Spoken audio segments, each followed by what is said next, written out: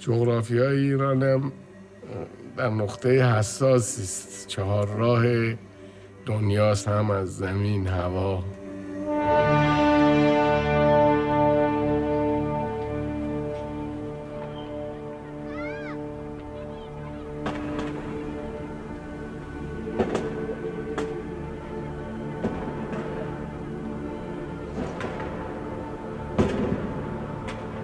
As darkness falls and revelers take to the streets, a song of hope rises into the Tehran sky. Tonight, Iranians are celebrating Nowruz, the ancient Persian New Year. They are commemorating the sacred fire that was entrusted to them by Zoroaster, the first prophet of mankind at the very dawn of time. Yet today, Iran is accused of wanting to set the world on fire. Since 1979, Iran has fanned the flames of Islam and ignited the Middle East. It has defied America, threatened Europe, and challenged world order. Ever since the Islamic Revolution, Iran has been feared. Yet, the great empires have been at war with this land for the past 100 years. A war for control of the Earth's secret fire. A war for oil that would lead to even higher stakes, nuclear power. This is the story of a century of war, the story of an age-old people still seeking a course between religion and revolution, domination and independence, East and West. A story of power unveiled.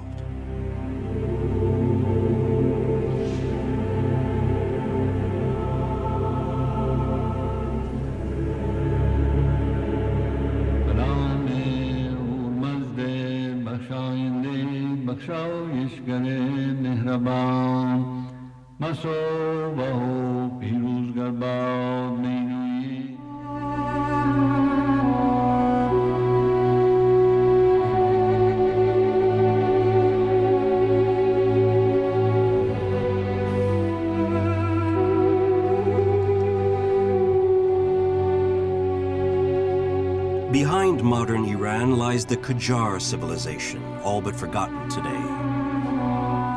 It was here in the Golistan Palace in the years following the French Revolution that the Qajar dynasty attempted to revive the glory of Darius the Great, the Silk Roads, and Shiite Islam.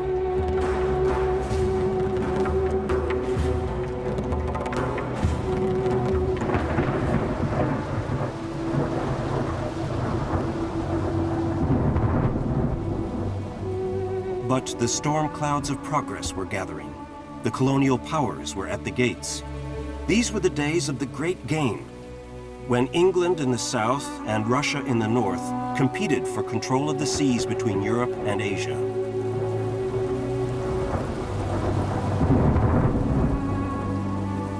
Caught between Iraq, the Caucasus, and Afghanistan, Persia was already a powder keg.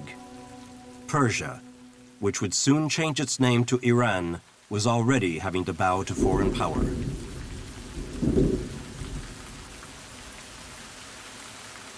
An 11-year-old boy was the last of the Qajar dynasty to accede to the throne. The monarchy was flailing. Its dying reign lasted 2 decades. In 1905, news of European revolutions and nationalisms echoed through the bazaars of Tehran. Word was out on the streets. Change was brewing. The intellectuals, middle classes, and religious leaders rose up. In 1906, Iran was the first Middle Eastern country to adopt a constitution and a Western-style parliament. به این دلیل که به تدریج صحبت از تسلط خارجی به میان آمد، به تدریج صحبت از بین رفتن بنیادهای اقتصاد ملی به میان آمد و به تدریج حمله به مظاهر دینی و توسعه فساد. در حقیقت روحانیت تصورش این بود که تجدد در حال از بین بردن دین هست.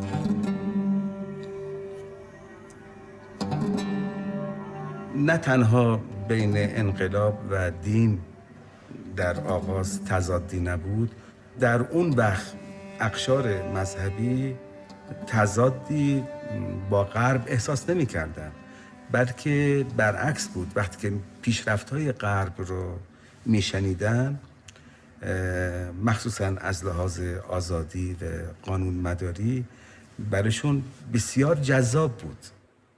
There was a general consensus among the leaders, including the religious leaders and the liberal leaders or laymen. روح انقلاب مشروطه درست مذهب و اسلام درش خیلی پررنگ بود ولی روح انقلاب تجددخواهانه بود. ایرانی‌ها از یه خواب نسبتاً طولانی بیدار بشن و متوجه بشن که از کاروان تمدن جهانی فاصله گرفتن. But it was not the alliance between Islam and democracy that led the country towards modernization. The 20th century would be revolutionized by the discovery of oil. Before 1908, the oil was known seeping from the rocks in Iran from antiquity, and they were called the burning fires.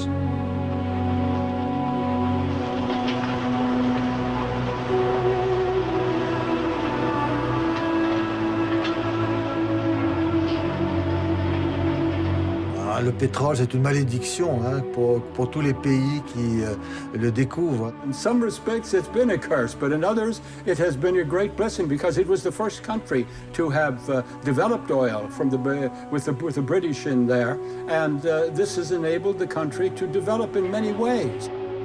On April 14th, 1909, the Anglo-Persian Oil Company was born. London established its power. The main imperialist regime during those days was Britain. And we can say that they were trying to have good control on the politics of Iran, and through having this industry of the oil, for sure they wanted to control the future of Iran economically as well. The fact is that the wealth of the country is taken by that contractor and is taken out. They even did not have any kind of obligation to train the Iranians that they were working for them.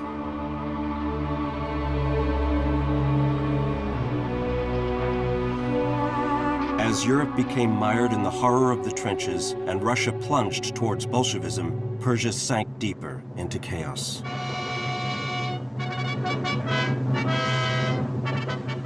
Out of the chaos of the World War came a new leader, Reza Khan, colonel of an Iranian Cossack regiment. In 1921, Reza Khan with a handful of men marched into Tehran and assumed direction of affairs. و زمانی که دولت قاجار 15 سال بعد از مشروطه از بین رفت و دولت جدیدی آمد، نیاز به یک ایدئولوژی سیاسی تازه داشت و نیاز به یک سری بنیادهای تاریخی، یک سری ارزش‌های تازه و یک سری افکار جدید. در واقع رضا شاه وارث این تغییر بود. Like Ataturk in Turkey, Reza Shah was a westernizer. He too believed that the key to progress was national revolution, armed forces, industry, and secularism. Il avait beaucoup d'admiration pour Ataturk. Quand Ataturk avait créé une république, il pensait qu'il pouvait être président de la République, donc il a cherché à instaurer la République en Iran, mais le clergé chiite s'y opposait formellement. تضادی بین رضا شاه و روحانیت به وجود آمد. After 1,300 years, the women of Iran have been emancipated. They may go about unveiled, free to mix with other men and women, and to take part in the life of their country. در واقع یکی از حرکت‌هایی که پدر شاه کرده بود هم مسئله کشف حجاب بود که یک حرکتی بود که در واقع درش خواسته خودش رو تحمیل می‌کرد به زنان جامعه. همونطوری که امروز هم حجاب تحمیل میشه به زنان جامعه.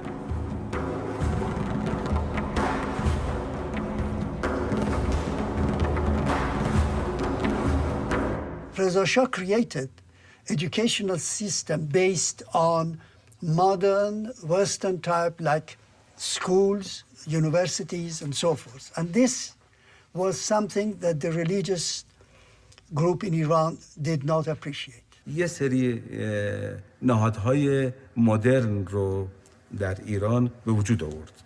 He did it by force, but he brought the country together. While forcing his country into the modern world, Reza Shah returned to its origins, bringing back Darius, Zoroaster, and Persepolis in order to oppose the Shiite clergy. Persia became Iran, the land of Aryans. Islam was to be but a memory.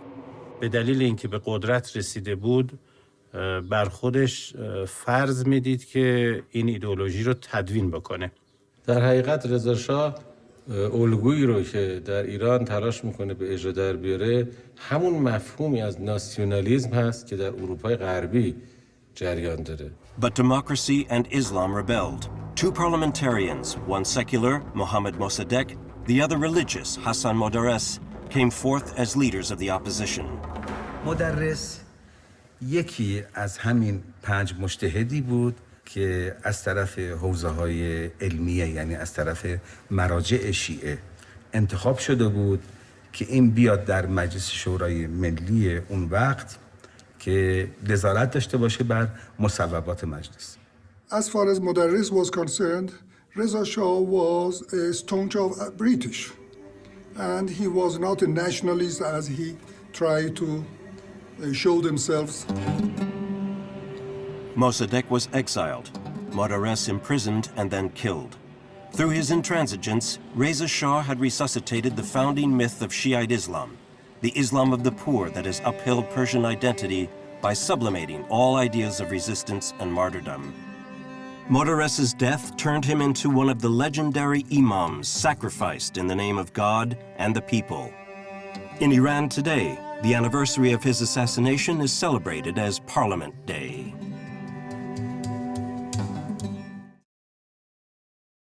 Reza Shah's period of governance was the period which brought Iran into the beginning of a century where most of the countries in the world were developing and progressing. To Abadan, refinery town and oil port. The times were different then.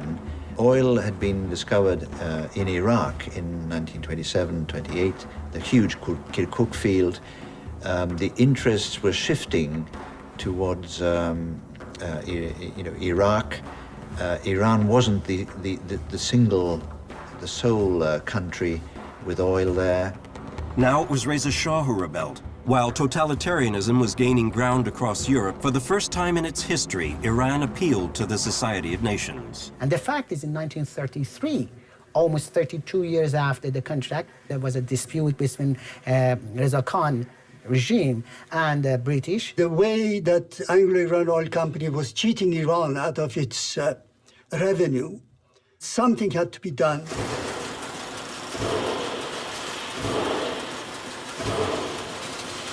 He managed to get certain terms and conditions changed in that agreement.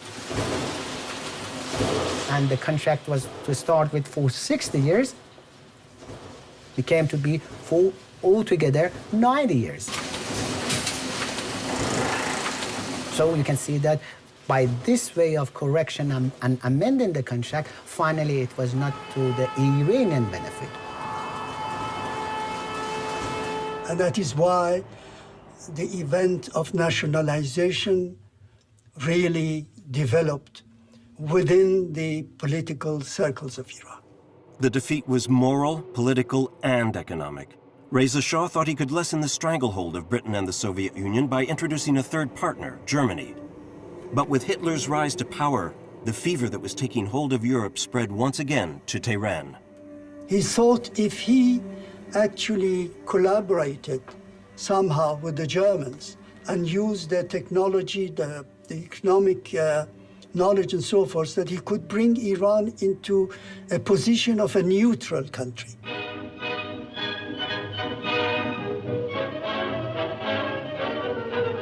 Well, to talk about Reza Shah and his relation with the Nazis, with the Germans, after all, he's not the only one. In the Iraq and in the Arab world, many people were pro-German because they were anti-British and anti-Russian, anti-allies.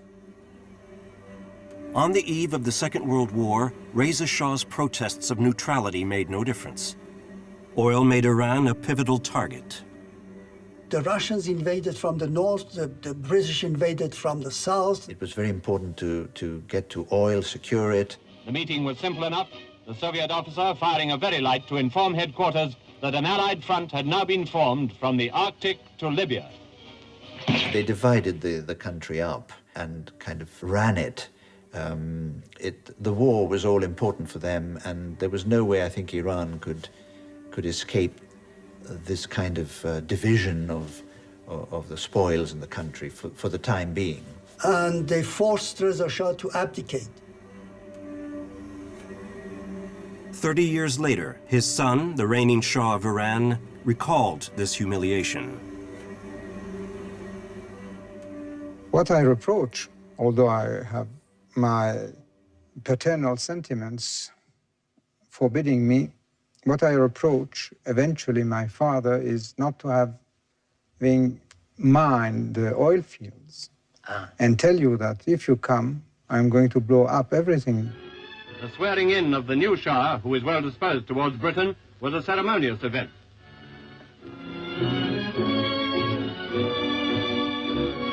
Inside, in the presence of the cabinet and army chiefs, he took the oath and signed his name for the first time as Shah of Persia.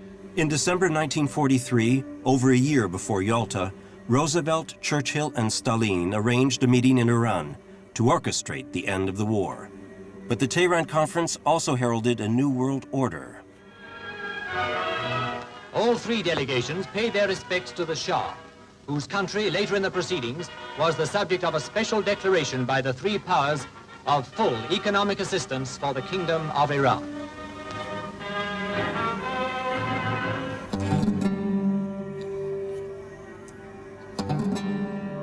After Yalta, the Cold War took over the globe. From Eastern Europe to Asia and the Middle East, the world became a stage for clashes between Washington and Moscow. Iran would be their first rehearsal.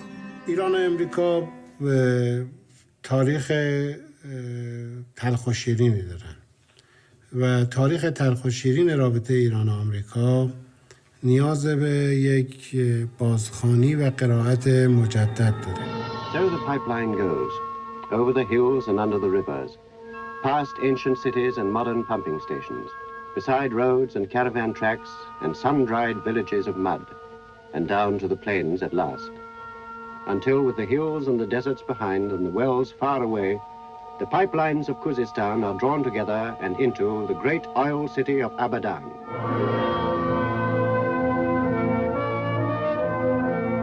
Abadan.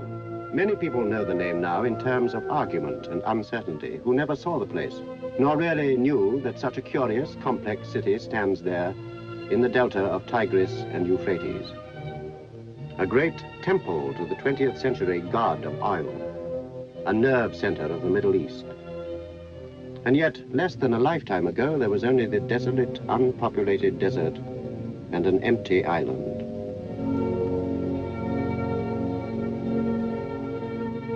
A global drama would be acted out, its players serving as both winners and losers. A tragedy in which each believed they held the key.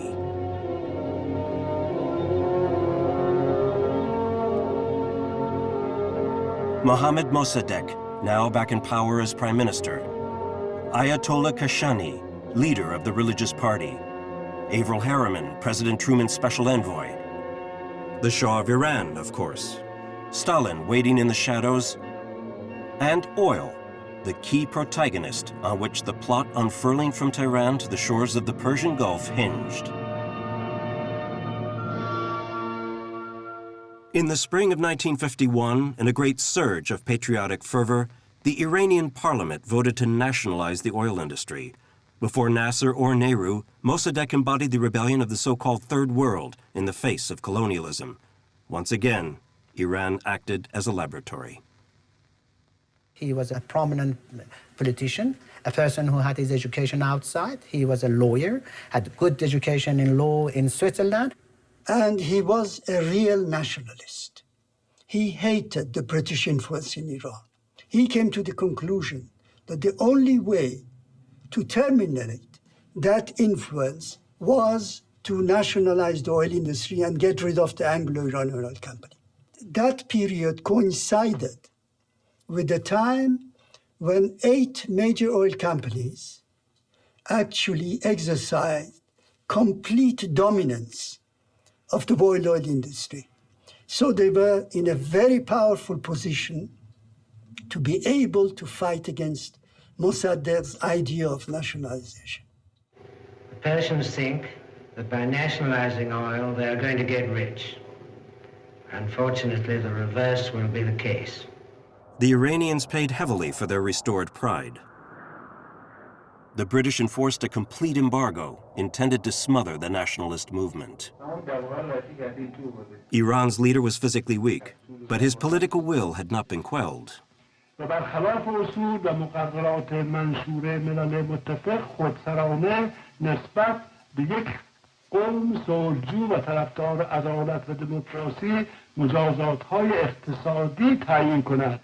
Iranian economy was under sanction, oil sanction, the first oil sanction that you can see.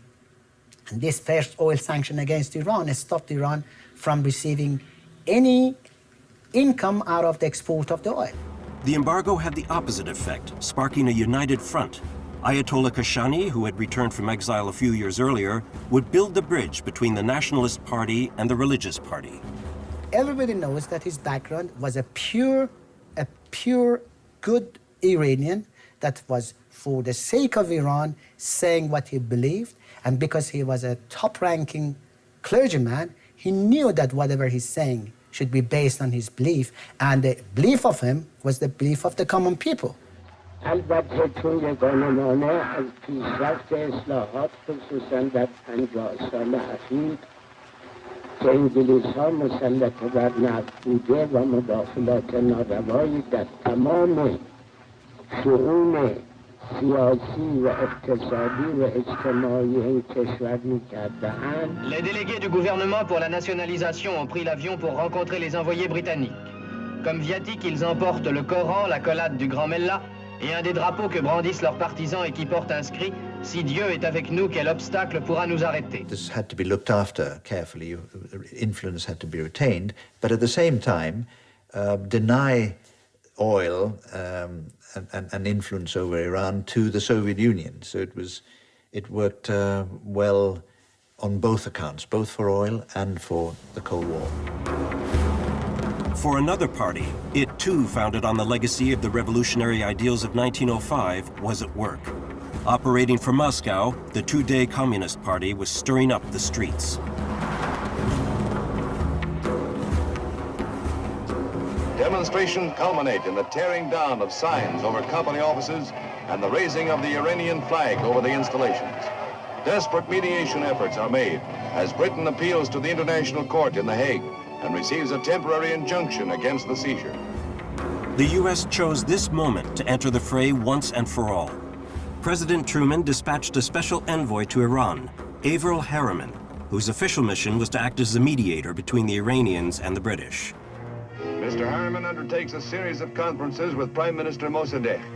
Out of these conferences, hope emerges that the crisis that threatens world peace may now be averted.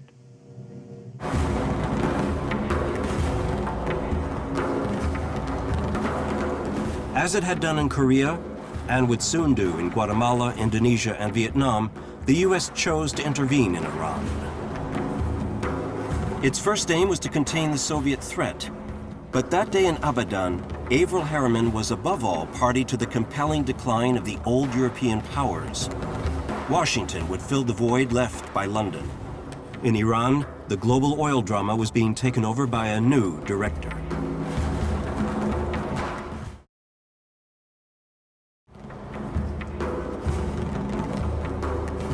In the fall of 1951, Mossadegh gave the British staff 1 week to leave the site.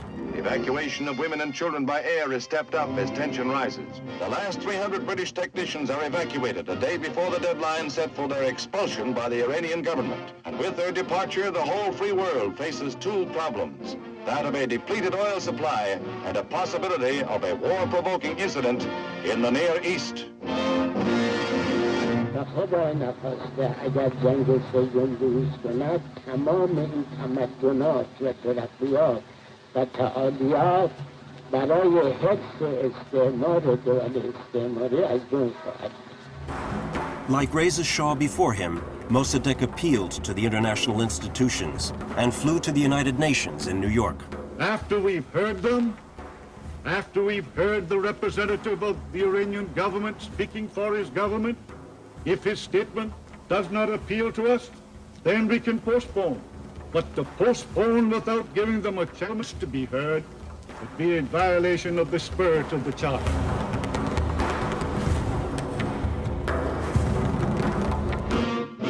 The Iranian oil crisis comes to America's shores as Premier Mohammad Mossadegh arrives in New York to plead his nation's case before the United Nations.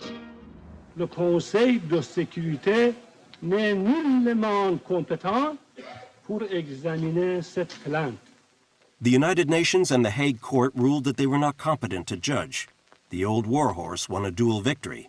But Washington feared the Iranian example would spread. Embroiled in anti-communist McCarthyism, America was torn between international law and controlling the oil. Americans were lying, even when they were lying to Mr. Mossadegh when they received him in Washington. They were lying when they were trying to be nice to him. They were lying when they were saying that we are going to just do some sort of politics in order to solve this problem. They wanted to solve the problem for their own sake, and they wanted just to have their foot in the same footprints that the British had for a long time in Iran. Mossadegh wanted a democratic Iran. He held the communists at bay and distanced himself from Kashani, president of the parliament. In the U.S., the newly elected President Eisenhower was keen to settle the Mossadegh question. فاصله گرفتن مرحوم دکتر مصدق با مذهبیون اشتباه اولش بود. He forgetting that if he could not have the support of the religious leaders and having the masses with him, very soon those who are sneaking like CIA, intelligence service, and USSR. I think what Mossadegh was, he was using the communists, the Tudeh party, against others so that he was balancing between them, playing one off against the other. But I don't think that he was very pro. Mossadegh was a problem for the U.S. and for the British. And happened the part of the history which is the saddest part of us for the contemporary history of Iran, which was the coup d'etat. The coup was organized by the British and the Americans. I think the Americans had the lead role at the end. And what was the plan? Just toppling a nationalistic government. Good or bad, having friction with the religious leaders or not. It was part of the mystique of the agency at that time. It seemed that this was sort of a magic weapon, covert action run by the CIA. The same scenario would be played out across the world as far as Pinochet's Chile. The putsch came from above. The Shah appointed an army man, General Zaidi, as head of government, but Mossadegh discovered the plot during the night. Thinking he had failed, Mohammad Reza sought refuge in Europe. The Shah and his queen arrive in Rome after an alleged attempt by the Imperial Guard to arrest Dr. Mossadegh and a refusal by the Shah to dissolve Parliament at Mossadegh's request. In Tehran, it looked as if Mossadegh would soon be named president, and on his orders, troops occupied the Shah's palaces and surrounded Parliament. On August 19, 1953, utter confusion reigned. Communists, the police, the army, loyalists paid by the U.S. Embassy, and religious leaders led by Ayatollah Kashani took to the streets. Symbolically, Mossadegh's house was destroyed during the night. Operation Ajax, orchestrated by the CIA, was underway. To the party, very easily, by just taking their people out from the street and even supporting those who were against Mossadegh, made the problem that the coup d'etat could be done in half a day. Chassé par le docteur Mossadegh, le Shah d'Iran voit à nouveau triompher sa cause et regagne son pays grâce à la contre-révolution déclenchée à Téhéran par son premier ministre, le général Zaidi, appuyé par l'armée et la police.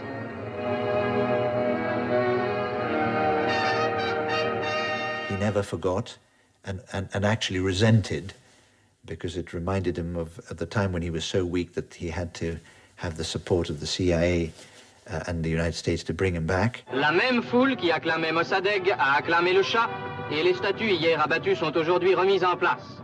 Un chapitre est provisoirement clos dans la tumultueuse histoire de l'Iran.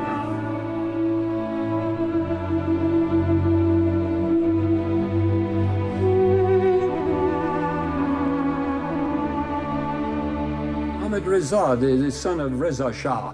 Yes, well, you know, he started off as a rather weak person, but somehow or other he was given maybe it was the CIA when he brought him back, said, you got to stiffen your back and you've got to do something to make, as you say, a soft dictatorship, which he did, and then you were controlled. You didn't have this under Mossadegh. You didn't have this at all. It was a complete change. So there was a taking over then with the Savak and the like, and you had a soft dictatorship. Western opinion was relieved and joined the media bandwagon denouncing Mossadegh. Iran went back into isolation. En pyjama et robe de chambre, le docteur Mossadegh s'est présenté mourant au tribunal de Téhéran. Après quoi, le pétulant moribond devait noyer ses accusateurs dans un torrent d'éloquence qui s'est écoulé durant des jours. Tout le monde était épuisé, sauf le docteur Mossadegh, qui se classe définitivement comme le premier comédien du siècle. Vos pitreries dépassent de loin Charlot, a déclaré le procureur en demandant la peine de mort pour l'accusé. Mossadegh was condemned to exile. His Minister of Foreign Affairs was executed. Ayatollah Kashani was censored and dismissed. The Savak, the Shah's secret police, organized harsh repression. A network of 500 communist officers was dismantled. 28 leaders were executed. There was a crackdown on students. On December 13, 1954, the same day that Vice President Nixon arrived in Tehran, 3 students were killed during a demonstration. Nawab Safavi, a fundamentalist activist who had been the first to call for an Islamic republic, became the ultimate symbol when he was sentenced to death and executed for terrorist attacks committed by his followers. Like countless others before him, he recited the Quran right up until his execution. Shiite Iran had found its new martyrs. Before his arrest, Safavi had traveled to Qom to meet a young Ayatollah who refused armed action, preferring a people's movement. His name was Ruhollah Khomeini. The Shah of Iran believed he had wiped out all opposition. He was wrong. Shi'ism has replayed its grand gesture of popular sacrifice for centuries, ever since the assassinations of Ali and Hussein, the Prophet's son-in-law and grandson. The holy city of Qom, with its religious schools and university, became the sanctuary for the resistance movement. In these desperate times, Islam was all the Iranians had left. کودتایش انجام گرفت و شاه برگشت و مصدق دستگیر شد، ما در اون وقت بر حسب افکار سیاسی خودمون که از تبلیغات دشمنان بود خوشحال بودیم، اما مدتی نگذشت که به اشتباه خودمون آگاه شدیم.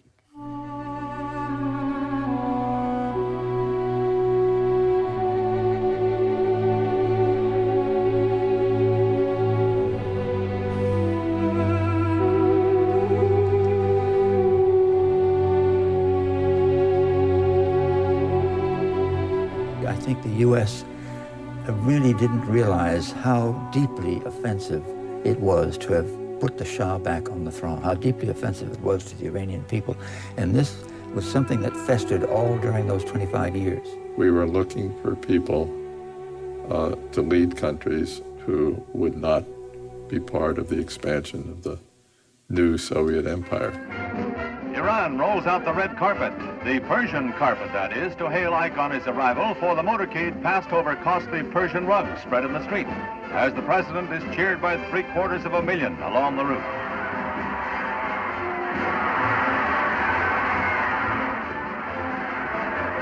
At the Royal Palace, Shah Pahlavi adds to the presents Ike received in the course of his historic mission, a portrait that will go to the Eisenhower Museum in Abilene. I had a very real feeling at that time that nuclear energy was an important source of energy for the world.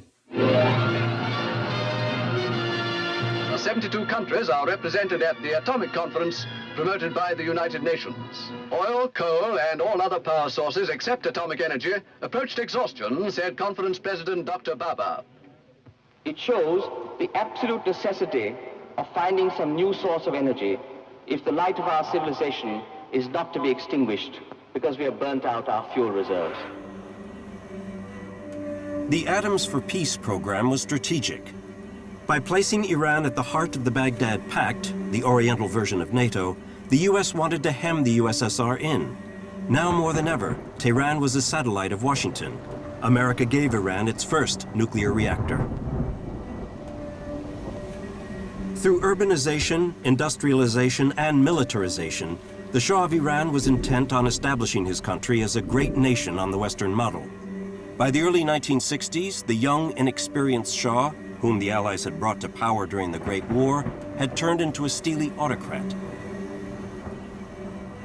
He saw himself as an enlightened monarch, but did he realize that he appeared to be an all-out third world dictator? His iron rule was starting to worry even his own protector.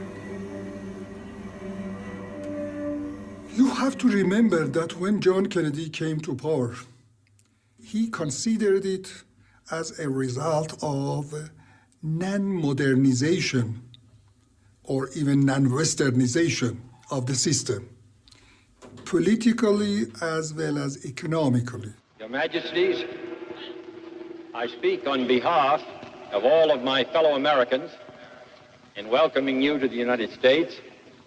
The interest of both of us is the same: to maintain our freedom, to maintain our peace, and to provide a better life for our people.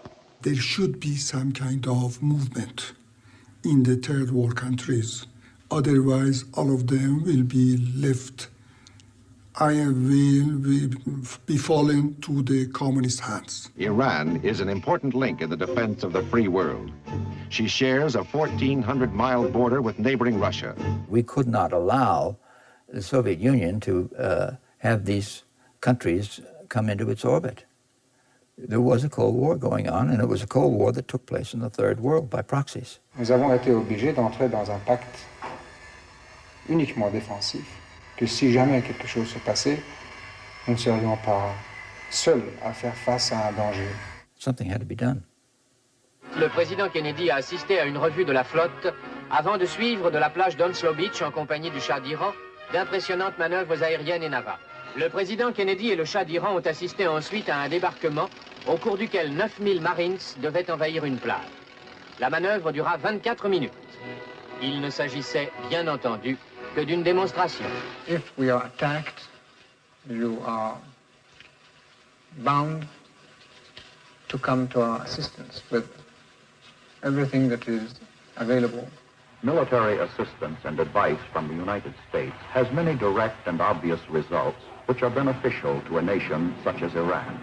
Economic and technical aid represent a large American investment over the past 10 years. Without it, Iran might not be the free, independent country she is today. Like his father, the Shah of Iran was fascinated by technology. By buying the most state-of-the-art equipment, Iran funded the US military industry. The Shah became the West's military arm in the East. Être l'un des grands de la planète. Cet objectif est déjà en passe d'être atteint dans le domaine militaire. Le Shah consacre aux problèmes militaires une attention toute particulière. Ses achats massifs par milliards de dollars ont mis à la disposition de l'Iran un arsenal considérable et ultra perfectionné. And Tehran began to be a center of much activity for Israel. Also security activity. We had security relations with Iran. We sold them military equipment. They were interested in common developments. They developed a great interest between us and Iran, which were of great strategic impact. And there were meetings at high levels between the Shah of Iran and leaders of Israel.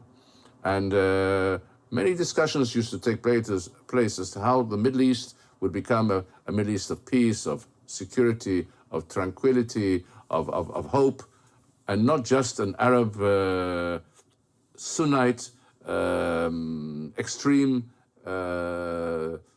element in the area which controlled the area. این اولین تجربه آیت الله خمینی بود برای وارد شدن در عرصه فکری نوینی که در دوره پهلوی دوم آغاز شده بود. امام در اول امر نمیخواست رژیم رو تغییر بدهد.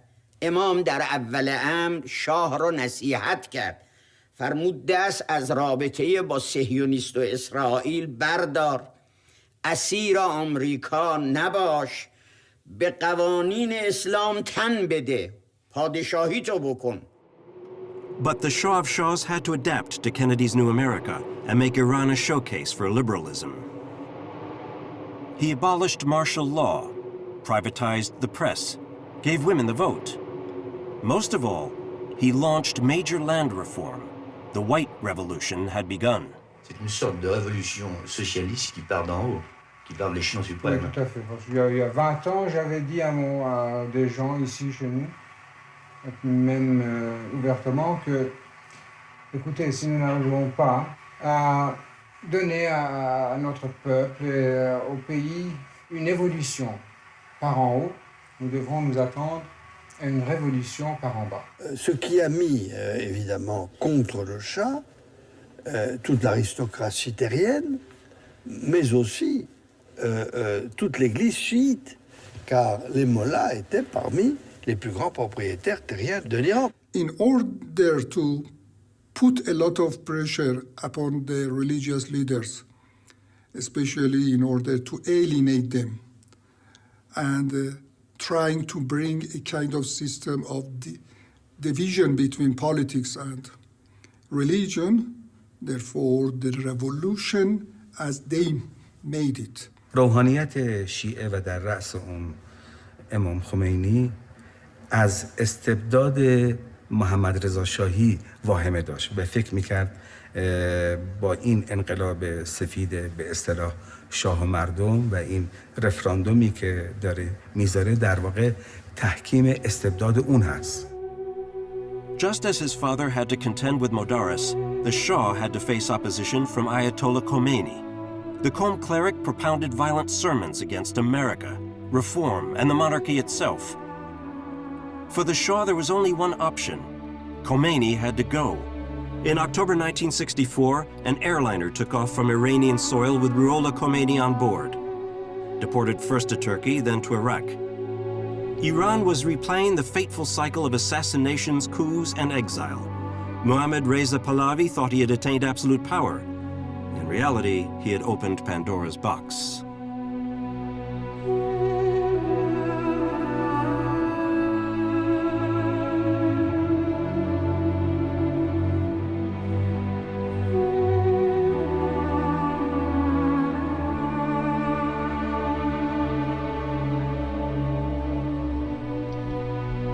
In 1967, in a move resembling a latter-day Napoleon, the Shah of Shahs crowned himself Light of the Aryans.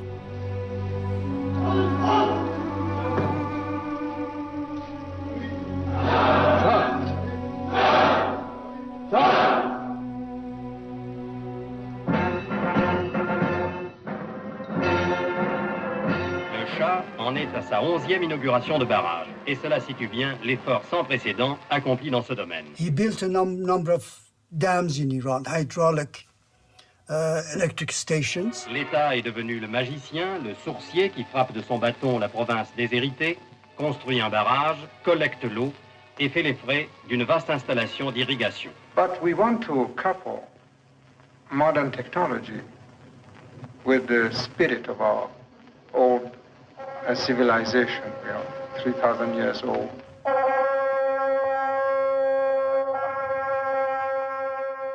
Being a reformer was not enough for the absolute ruler.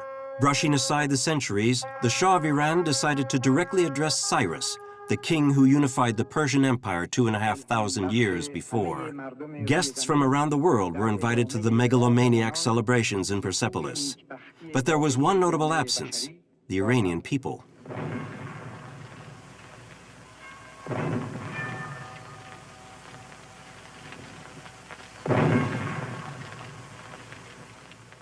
In a voice charged with emotion, the Shah addressed the spirit of the long-dead king. شاهنشاه ایران و از جانب ملت من. O Cyrus, great king, king of kings, Achaemenian king, king of the land of Iran, I, the Shah of Iran, offer thee salutations from myself and from my nation. The time had come to settle old scores. Iran had retrieved its glory. Emulating his father once again, the Shah rebelled against foreign influence. The oil crisis of 1973 would be the trigger he was looking for to demonstrate his power.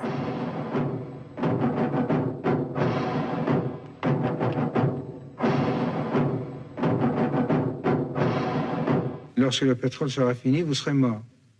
The National Iranian Oil Corporation, along with its sister companies in state-owned companies in the whole of the Middle East, began to run the show.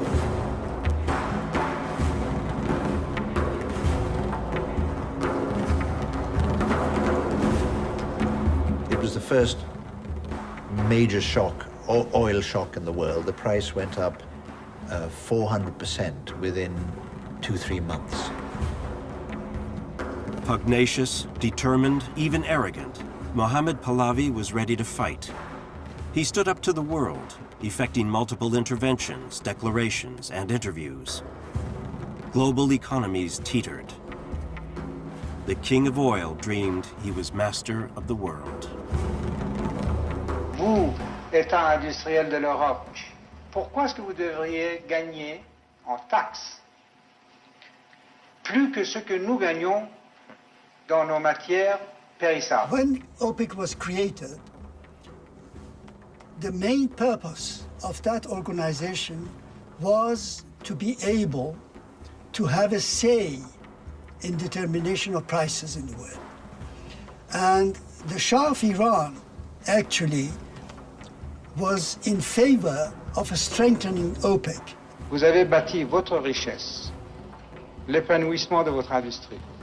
Et tout cela simplement à cause de ce pétrole bon marché qui vous venait à flot.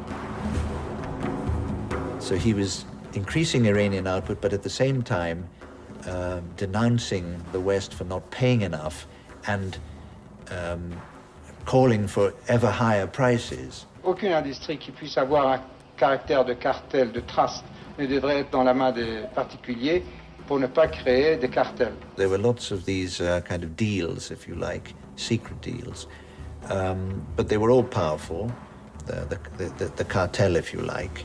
Les pétroles devraient être dans la main de l'État, et non de compagnies qui ont fait des profits de 500, 600, 700% cette année. Personne n'en dit rien. Les couleurs iraniennes flottaient sur Versailles lorsque l'empereur d'Iran survolait en hélicoptère le prestigieux décor que la République réserve à ses hôtes officiels. He went after the idea of bringing the nuclear technology to Iran. Nous ne sommes pas capables de trouver ces nouvelles sources d'énergie. Nous n'avons ni les possibilités, ni les laboratoires, ni la technologie. Mais vous, l'Occident, vous l'êtes. La France était à la recherche de partenaires. La France a toujours estimé que l'utilisation pacifique de l'énergie nucléaire devait être mise à la disposition des pays en voie de développement. C'était le cas de l'Iran. Qu'est-ce que nous pouvons acheter en France? D'abord, vos centrales nucléaires. Vous êtes en avance dans cette voie. برنامه هسته ایران توسط امریکایی‌ها با همکاری امریکایی‌ها و بعد فرانسوی‌ها هم در تبادل دانشجو و هم در ایجاد زیرساخت‌های مربوط به برنامه هسته ایران و سازمان انرژی اتمی ایران شکل گرفت. Le Shah d'Iran, poursuivant sa politique d'investissement industriel, vient d'acquérir 25% du capital de Rodif. En somme, après l'achat de 2 centrales nucléaires, des accords de coopération technique entre les deux pays, c'est le tour du combustible nucléaire. Mais en contrepartie de cette prise de participation de Rodif, l'Iran recevra 10% de la production d'uranium enrichi de Pierre Latte. De plus, le Shah vient d'accorder un prêt d'$1 milliard que recevra le commissariat à l'énergie atomique, ce qui, avouons-le, mettra du beurre dans les épinards pour développer le programme nucléaire français.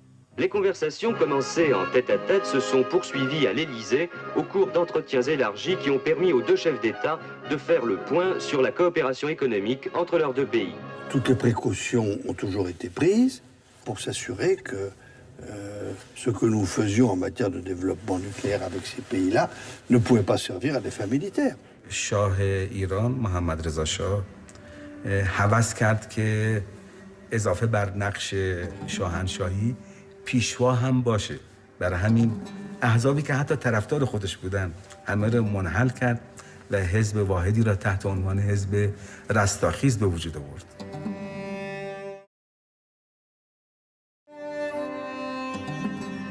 Iran would not have made progress, obviously, in a truly democratic.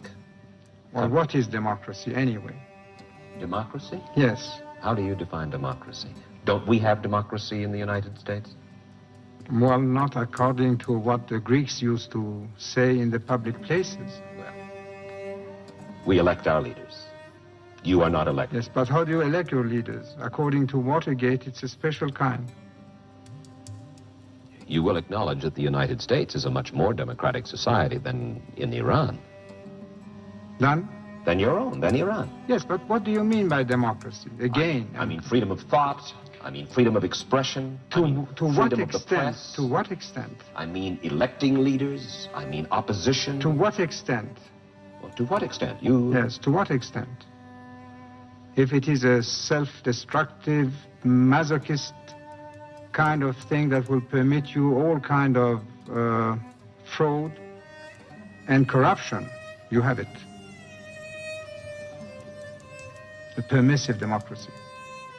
Son style de vie, l'image qu'il donnait de sa famille, ses promenades en Occident, ses séjours dans les stations de ski, faisaient apparaître un personnage, une famille, un entourage qui n'avait plus aucun rapport avec la population iranienne.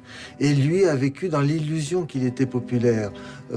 On poussait devant lui des paysans qui lui baisaient la main et il s'imaginait qu'il était populaire. So I think we had a false sense of security and stability. Can you imagine that in January 1st, 1978, Jimmy Carter made the famous speech. Iran, because of the great leadership of the Shah, is an island of stability in one of the more troubled areas of the world. And then by the end of 78, it was all over. Le lien qui est tellement important entre un monarque et son peuple, quand ça marche, ce lien était véritablement rompu.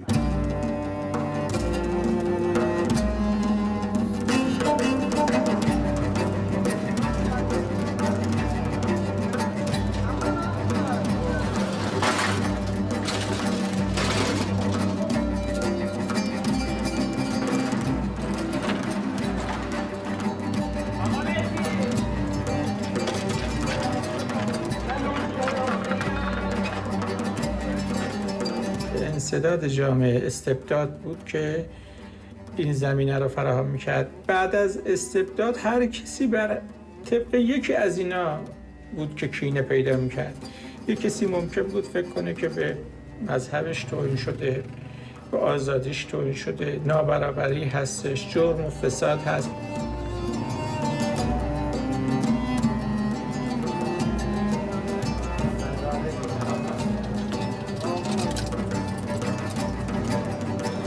L'Occident, qui était le partenaire du Shah d'Iran, n'a pas su lui imposer de laisser des soupapes et une expression politique et un début de monarchie constitutionnelle qui peut-être aurait rendu inutile pour les Iraniens le recours par les mosquées et par l'ayatollah Khomeini.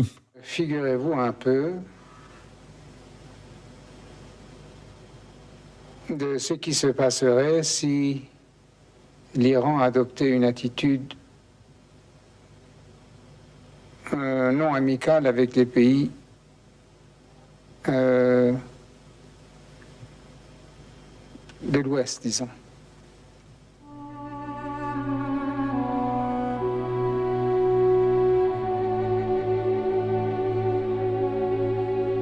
During his 14 years in exile, Imam Khomeini had ample time to meditate on Iran's destiny over the past 100 years. After being forced to watch from the sidelines, he would finally become a player again. It was not as an opponent that he would return to Iran, but as a revolutionary. Soon he would represent Islamism to the world. قبل از اینکه ایشون از فرانسه برگردن به ایران، این ارتباط در بین نیروهای مذهبی و غیر مذهبی که هر دوشون هم مترقی بودن چون توی یک مسیر حرکت میکردن وجود آمده بود. در زندانها که ما هم بودیم همه نوع افکار بود. The first revolution was led by students and the like. It was not a revolution led by the mullahs. They took it over.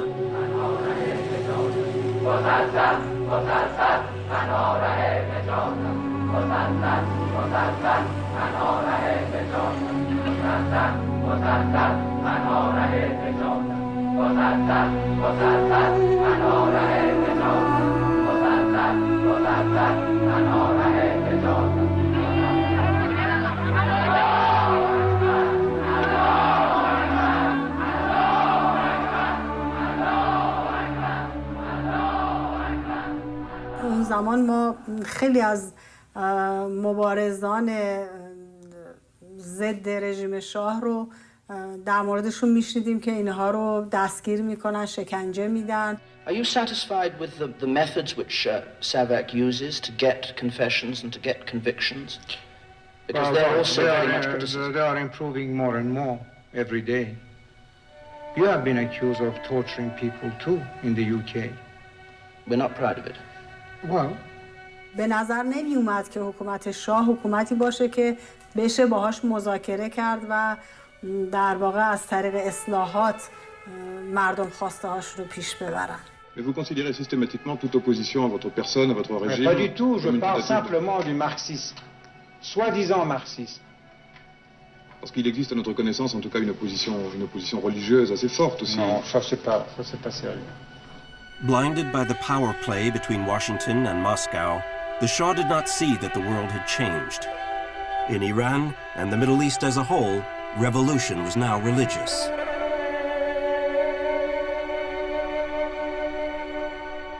هم انقلابی بود هم اسلامی. یعنی ماها که مذهبی های پیرو امام بودیم خب هم انقلاب کرده بودیم علیه استبداد و استکبار و در چارچوب اسلام هم بود. Ce sont des gens qui voudraient voir les choses se passer comme dans le Moyen Âge. جمعی هم بودن که خیلی به اسلام توجه نداشتن، فقط انقلاب رو، حالا یا ملیگرایی داشتن یا سوسیالیستی بود. امام خمینی contrary to all these kinds of methods of movement, he believed in a fundamental and radical movement as Islamic movement. Religious people, they fought violent, as you know, against the students. Other groups had no choice other than joining the movement. خود ما قبل از اینکه ایشون بیان شورای انقلابی غیر رسمی تأسیس کرده بودیم.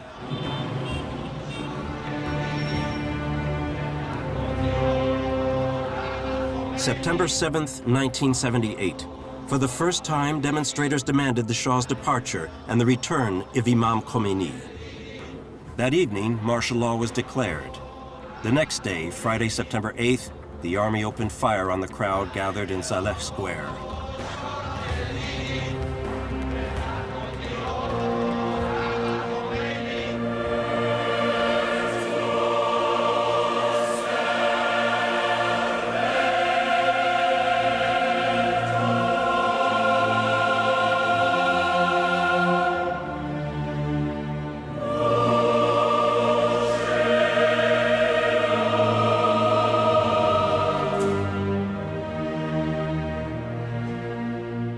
It was a bloodbath.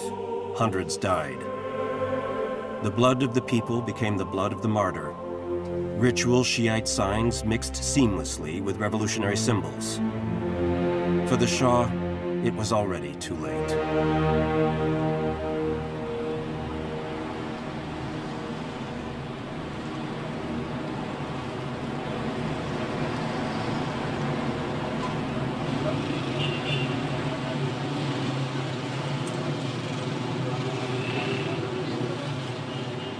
Naturellement, il faut aller vers une démocratisation. Et nous allons adopter les mêmes lois qui existent, disons, en France. Pour les libertés d'expression, liberté de manifestation, Nous allons vous copier. Et c'est ma volonté, après avoir mûrement réfléchi, que c'est la voie à suivre. Carter a dit à Giscard et aux autres chefs d'État qui étaient réunis à la Guadeloupe qu'il considérait que le Shah était perdu. En ce qui concerne l'ayatollah Khomeini, il est venu en France dans des conditions régulières et il s'est installé comme, non pas un réfugié politique dont il n'avait pas le statut, mais comme un étranger en résidence en France. Donc on l'a accueilli, il a été à Naufle-le-Château. Là, à peine installé, il a enregistré sur des cassettes des prêches incendiaires que ses amis iraniens transmettaient à Téhéran, et les haut-parleurs répétaient sur les toits de Téhéran, d'un building à l'autre, ces prêches enflammés. Which was really quite effective. It became apparent that he was the opposition. Khomeini obviously used religion to stir up the masses and give them a voice. He articulated their resentment in religious terms, and also, incidentally, in anti-Western terms. Now it was Mohammad Reza Pahlavi's turn for exile. Since the start of the 20th century, Iran has been rocked by repeated earthquakes. The Shah was following the fate of those who went before him, the last Qajars, the Ayatollah Kashani and Mossadegh.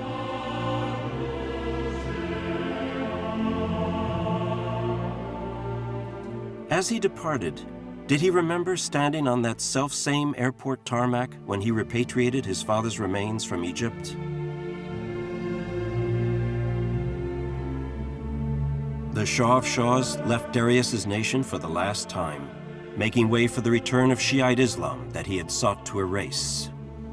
There might have been tears in the eyes of the Shah as he left Iran for what could be the last time.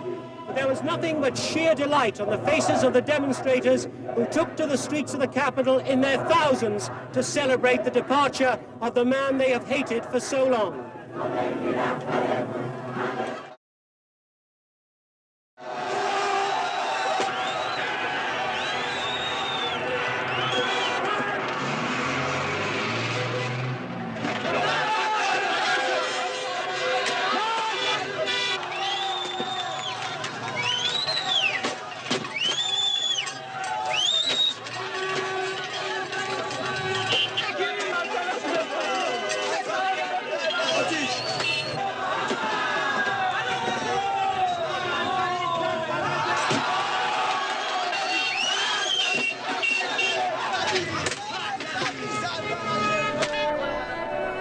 Le jour de l'arrivée, jeudi dernier, dès le lever du soleil, plus de 3 millions de personnes se rendent sur le parcours qui effectuera l'ayatollah.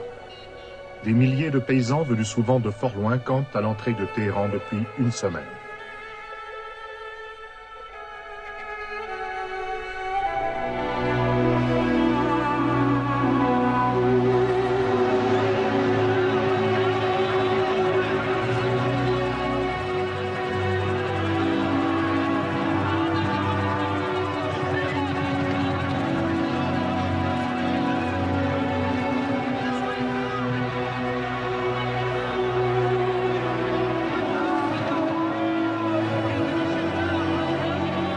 Well, there can be no doubt who the one single man in Iran is who has more following than anybody else and therefore more power. It is Ayatollah Khomeini.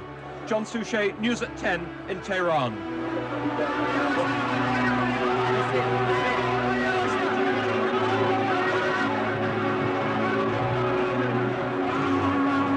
Il est arrivé à transmettre à l'Occident une image de gentil gourou plaidant pour l'harmonie universelle et le bonheur des peuples.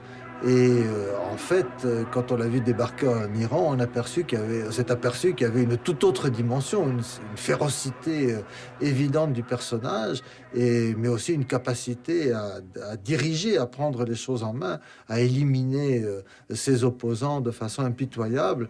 The Imam Khomeini's return marked the onset of a cycle of revolutionary violence. In the name of the most hardline factions, the Ayatollah Khalkhali organized purges. Reza Shah's tomb was destroyed by the Revolutionary Guards. Dignitaries from the former regime were sentenced by summary courts and executed. The year was year zero. Then came the establishment of the Islamic Republic, the consecration of the supreme leader, and the amalgamation of civil and religious law. Once again, Iran was inventing, again choosing extremes, again holding itself up to global disgrace.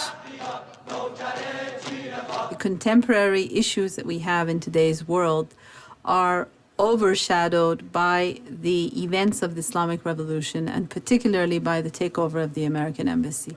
The hostage crisis began on November 4th, 1979.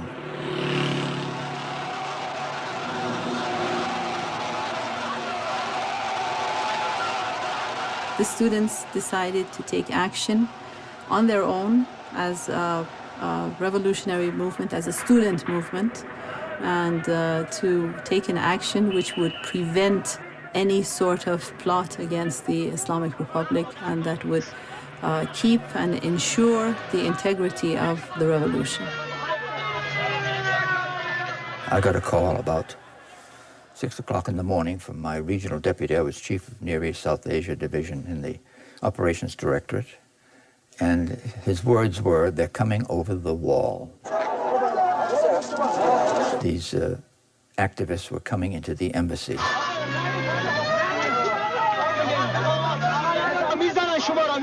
One of the voices that rings most clearly in my mind was her saying, at a certain point, they've broken through the door, we're going down now. And then the phone was open for a while, and you could hear some noise in the background, and then it went dead.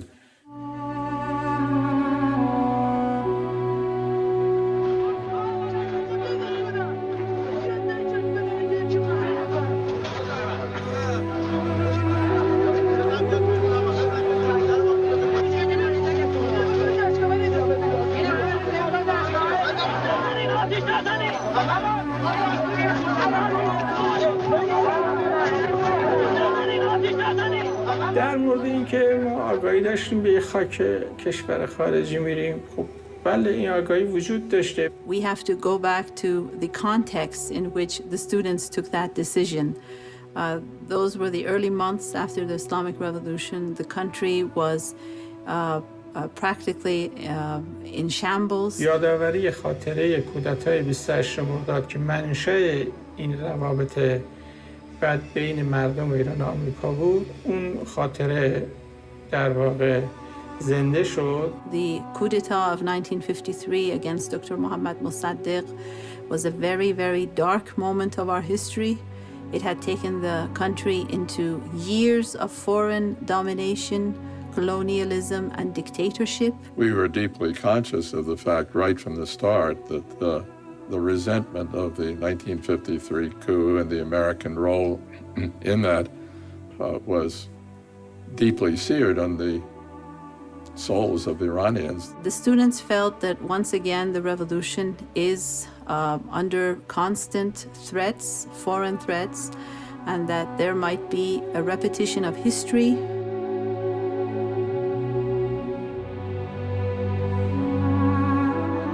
ولی اینکه این جریان آیا به یک در واقع آثار خیلی زیادی منجر میشد، نه این فکر رو نمی کردیم. فکر میکردیم یه چند روز قضیه حل میشه و تموم میشه میره. سابقه ای هم در دنیا از این جریان به این شکل وجود نداشت. اما به دلیل پیچیدگی هایی که تو قضیه رخ داد، ناخواسته این قضیه طولانی شد بدون اینکه کسی بتونه اونو در کوتاه مدت حلش کنه. So finally, after months of this, an operation was conceived that would be short of all-out war, and yet would get the hostages out. The so-called rescue mission did turn out to be a disaster for the administration. The whole episode was very humiliating to the U.S. The American commandos were wiped out in a sandstorm. As the ultimate humiliation, Khomeini's move to finally free the hostages favored Ronald Reagan's election to the White House. But these burnt-out helicopter wrecks portended other wars on the horizon.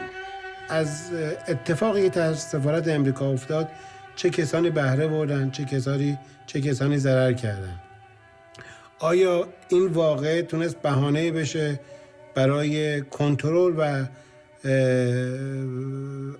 درجا زدن اون روحیه انقلابی ایرانی ها و اون فرصتی که انقلاب ایران داشت تو منطقه ایجاد میکرد؟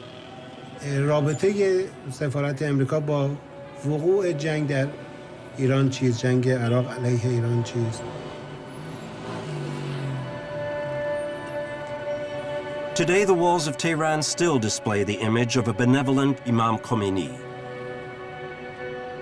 But the capital's icons also portray the wounds of a nation at war, the memory of which holds faster than the pious images.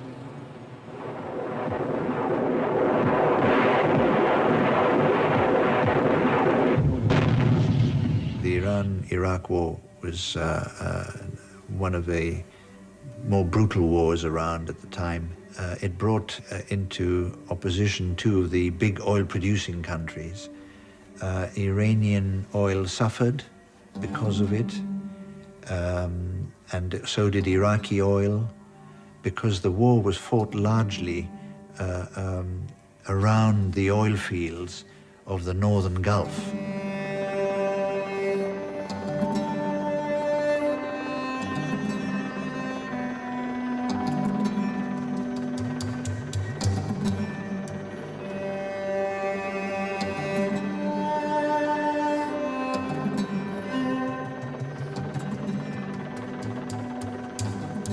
This question whether the Iraq and the Iranian war, Saddam Hussein's war against Iran, whether this was something of a combination of the West against the Islamic Republic of Iran, it certainly was. در شروع جنگ تقریبا 3 اردوگاهی که وجود دارن تو منطقه ما همه پشت سر صدام بودن برای جنگ با ایران و هر یکشون هم دلیلی داشتن برای این همکاری با صدام.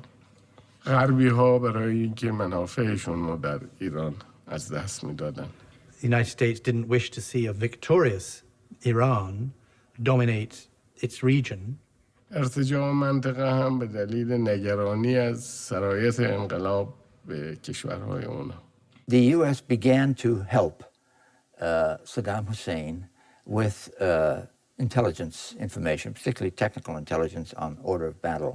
Saddam Hussein was fighting the war against the spread of the Iranian Shiite revolution into the Middle East.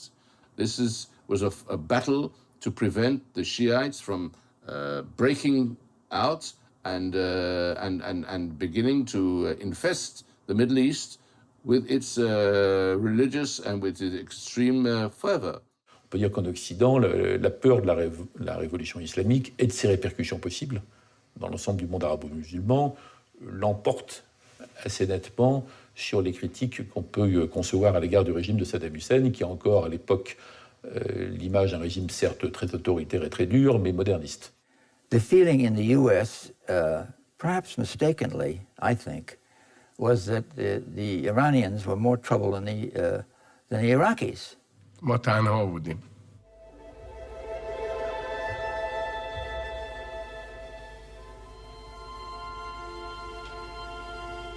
Iran and Iraq plunged into an 8-year war that caused the death of over 1 million Iranians. Like the Great War in Europe, it was fought in the trenches with gas and massacres. But it mobilized the people. Millions of volunteers joined the Revolutionary Army. This was the national glue. Iran was its own religion.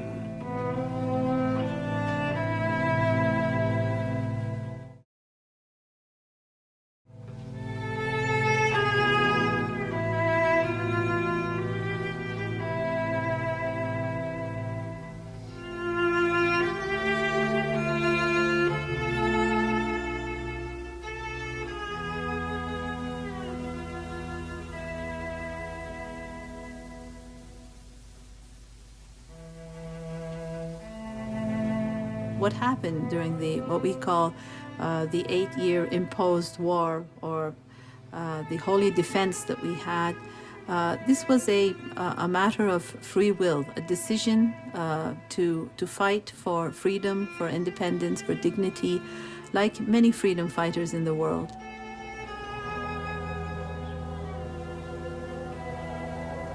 Most of these young people are educated and brought up during the regime of the Shah with a very westernized, Western-oriented educational system.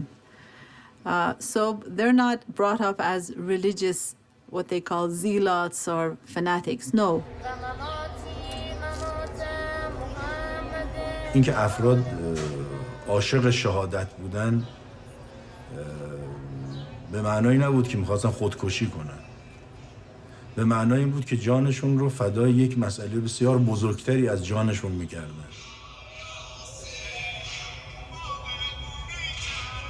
17 سال داشتم. عاشق جنگ و جبهه بود. به این سن سال کوچیکش خیلی چیز کردیم که مثلا گفتیم وای سربازی تموم مثلا برسه، نه گفت نه من میخوام برم جبهه. ایشون در سال 62 در عملیات بندفجر 4 به شهادت رسید. ایشون زمانی که جنگ شد با وجود اینکه واقعا عشق و علاقه به درس داشت مرتب در مسجد بود. همیشه عشق و علاقه اصلا به خصوصی به نماز، خدا، قرآن داشت. مسئله دوم هویت بود. ایرانی‌ها مدت‌ها بود که هویتشون از دست داده بودند. اون شکوه و عظمت گذشتهشون از دست رفته بود. به دنبال یک عرصه‌هایی می‌گشتن که خودشون رو بازیابند. بنابراین جنگ تبدیل شد به یک بازیابی و هویت ملی. و این اولین جنگی بود که ایرانی‌ها بعد از 200 سال پیروز می‌شدند. How many of those present at the martyrs' cemetery on this day of memory lost a father, son, or friend? How was it that they could actually relate themselves to a leader who is much older than them? Imam Khomeini was about 75 years old at that time. These people are 19, 20. How do they make this connection, this spiritual connection?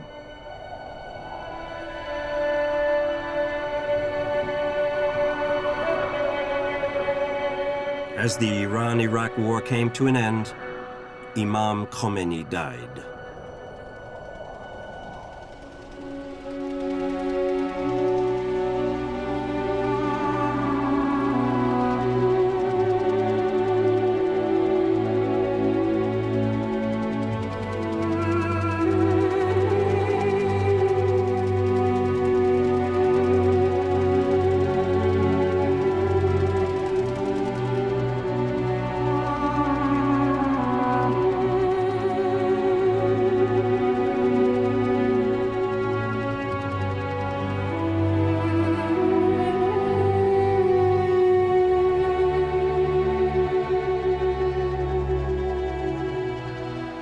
On the death of its leader, the nation, orphaned but at last united, wept for a century of dashed and deluded hopes.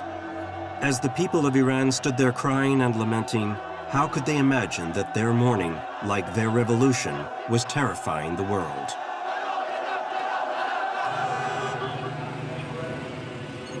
Since 1979, Iran has sunk deeper into isolation. Outside its borders, it has waged open and secret wars. The hostages in Lebanon, the terrorist attacks in Paris, the Rushdie fatwa, the Eurodif affair and the Gorgi affair. International opinion has put Iran in the dock. The return of the nuclear question has further fueled the confrontation. من به شما بگم این به کارگیری انرژی هسته‌ای و به دست آوردن فناوری هسته‌ای در کشور ما اهمیتش از کشف و استخراج نفت اون روزی که در اول بار در کشور ما نفت استخراج شد بیشتر. حالا شما ببینید نفت چقدر در سرنوشت یک کشور اثر داره. Dans l'affaire nucléaire iranienne, c'est le Shah d'Iran qui avait commencé. Soutien et applaudissements occidentaux. C'est l'ayatollah Khomeini qui arrête. On n'a pas besoin de ça.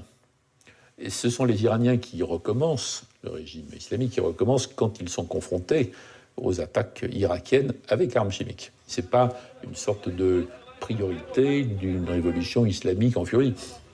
C'est une raison nationale. The international powers beat a path back to Tehran as they had done in Reza Shah and Mossadegh's day. Europe, Russia, and China all intervened. Discord reigned.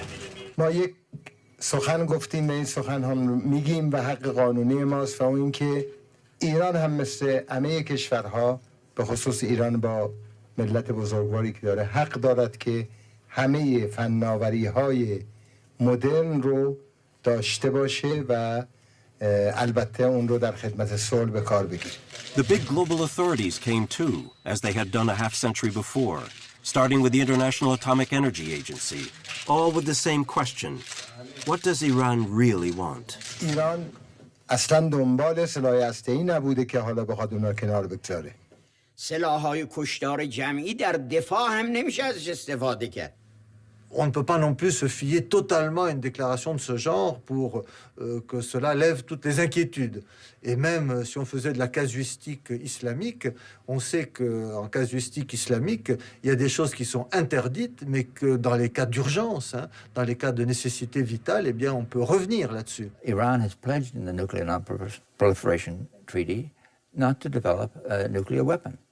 Do we think they are developing a nuclear weapon, or they intend to? Of course they are. A battle of words and images raged. Iran blew hot and cold, and war, real war, settled in the region, everywhere, relentless and obsessive. The first Gulf War broke out. The missiles launched on Israel by Saddam Hussein announced the post-communist era.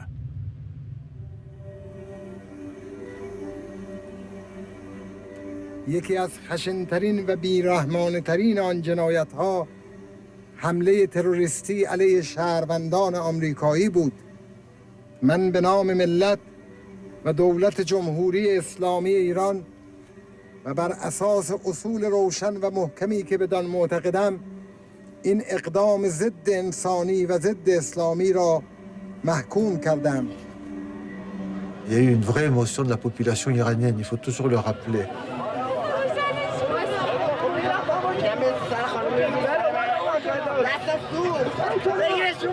C'est l'époque où les Iraniens, spontanément, sont descendus dans la rue avec des petites bougies allumées, où le gouvernement a eu quelques phrases de condoléances, où les mollahs, dans leur prêche du vendredi, ont cessé pendant plusieurs semaines de lancer des appels à la mort de l'Amérique.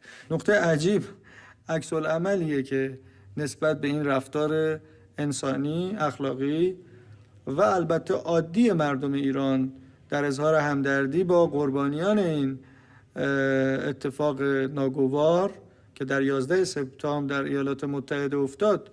Our second goal is to prevent regimes that sponsor terror from threatening America or our friends and allies with weapons of mass destruction.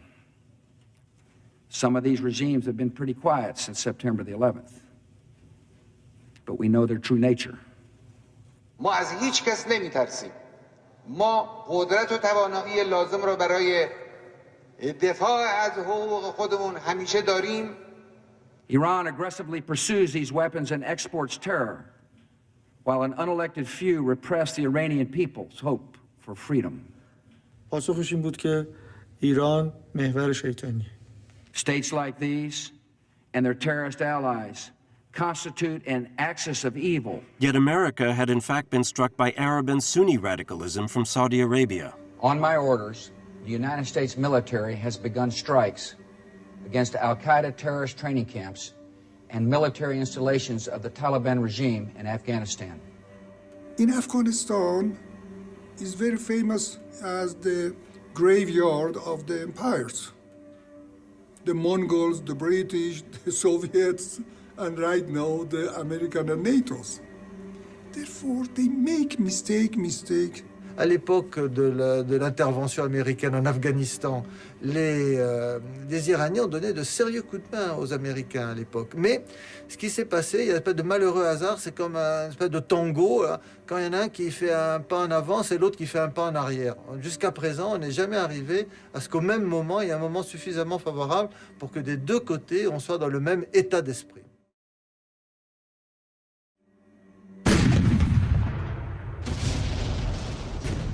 After Afghanistan, America continued its preventive war in Iraq.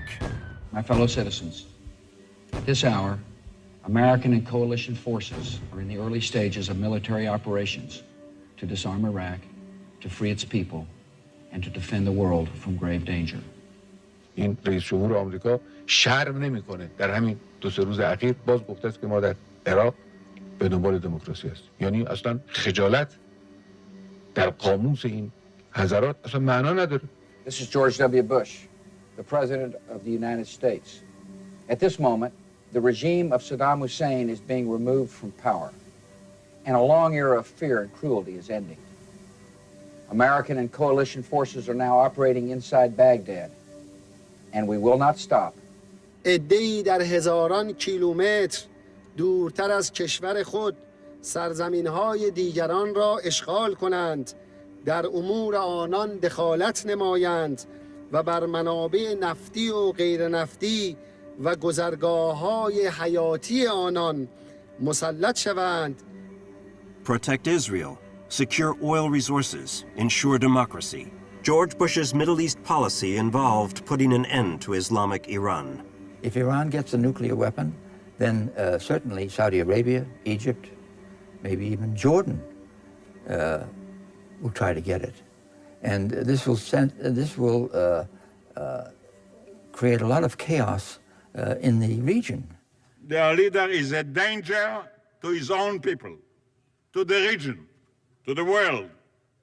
He is a disgrace to the ancient Iranian people and tradition.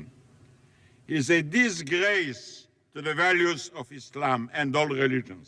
رژیم صهیونیستی درخت خشکیده و پوسیده است که با یک طوفان در هم خواهد شکست. I think that one thing the Iranians must have learned by now, and that is that you can expect from Israel the unexpected. The rhetoric has many participants. Of course, Israel is part of it, but the Iranians are the ones who have really stepped it up and have injected into it both wording and ideas which are just historically and morally unacceptable. But Israel must also face the shifting tides in the east. In Lebanon, the Caucasus, the Persian Gulf, Afghanistan, and Iraq, Shiites are rising to the fore. I think the rise of Shiism, as exemplified by Iran, is a phenomenon that really comes out of the decision to invade Iraq.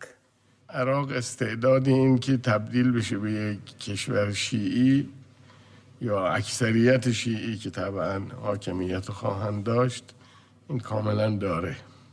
نگرانی که برای بعضی ها پیش آمد این بود که حرکت عراقی ها تأثیر بگذاره روی اعراب دیگر شیعی که در اطراف عراق هستن.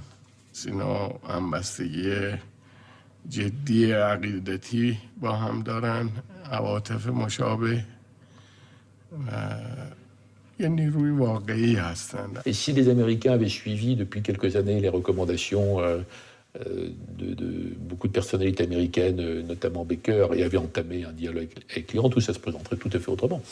Et on arrêterait instantanément de parler de la menace de l'arc chiite. Both the Iranian leadership and also the American leadership have to look beyond the atmospherics of the relationship today, evaluate the geopolitical and strategic stakes involved, and try to pursue a rational policy, which I think is still possible with a little more determination and with a little more of rationality on both sides, with a little less of rhetoric, and particularly insulting or threatening rhetoric. ما با امریکایی میتونیم با هم کار کنیم. امنیت منطقه خاورمیانه بدون ایران غیر قابل تصور و غیر قابل اجراست. کمربند امنیتی منطقه بدون ایران محال. مردم ایران برای این موقعیت تاریخیشون خون دادن، پول دادن، هزینه کردن. بنابراین مردم ایران ظرف این سالها هر اقدامی کردن برای جبران این تحقیر بوده ظرف سده‌های اخیر. من از کشوری میام که هر روز صبح یک زلزله‌ای درش اتفاق میفته و تا شب با پس لرزه های اون زلزله مردم سر میکنن و فردا صبح دوباره زلزله دیگری رخ میده.